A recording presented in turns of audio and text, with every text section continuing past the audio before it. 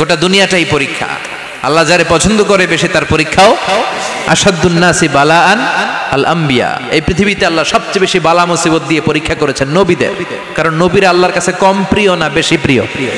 যেহেতু প্রিয় বেশি, পরীক্ষাও। এজন্য মুমিনের উপর যদি পরীক্ষা আসে, মুমিনের উপর যদি অত্যাচার আসে, মুমিনের উপর যদি ধৈর্যের পরীক্ষা আসে, জেল জরিমানা আসে, মুমিন ওইটারে ভয় পায় না। মুমিন ভয় পায় একজনকে, চিল্লায় বলেন তিনি কে? কারণ আল্লাহর ঘোষণা ওয়ালা তাহিনু ওয়ালা তাহজানু, ঘোষণাটা কার? ভয় নাই, তোদের চিন্তা নাই। আনতুমুল আ'লাউনা ইন কুনতুম মুমিনিন, তোমরাই বিজয়ী হবা যদি মুমিন হও, যদি মুমিন হও। এজন্য ধৈর্যের পরীক্ষা দিতে হবে, আল্লাহর উপর তাওয়াক্কুল করতে হবে, অত্যাচার আর জুলুম আল্লাহর নামে সহ্য করে যেতে হবে। চিল্লায় বলেন ঠিক কিনা? কারণ মুসলিমের সাথে আল্লাহ থাকে। মুসলিমের বদদুয়াকে বিশ্বনবী ভয় করতে বলেছেন, কারণ মুসলিমের বদদুয়ার মাঝে আর আল্লাহর মাঝে পর্দা থাকে।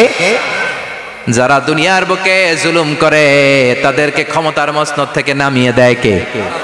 আর যারা মজলুম হয়, যাদের রক্ত দিয়ে জমিন ভেজে, তাদেরকে জমিনের ক্ষমতা দিয়ে দেয় কে? আর যারা রক্ত ঝরায়, ইতিহাস বলে তারা শেষ পর্যন্ত প্রাণ আর জান নিয়ে পালাবার জায়গাটা পায় না। চিল্লায় বলেন ঠিক কিনা? এজন্য মুমিন খুব ভালো করে জানে, রাত্রি যত গভীর হয়, সুবহে সাদিকের সময় কাছে আসতে থাকে। গর্ভবতী নারীর পেটের জ্বালা যন্ত্রণা, ব্যথার পেইন যত বাড়ে, নতুন মেহমান আগমনের সময় কাছে আসতে থাকে।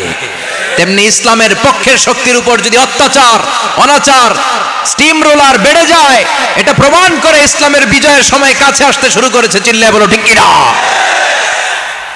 এজন্য রাব্বুল আলামিন ডেকে বলেন, গোলাম লিয়াবলুয়াকুম আইয়ুকুম আহসানু আমালা, কে ভালো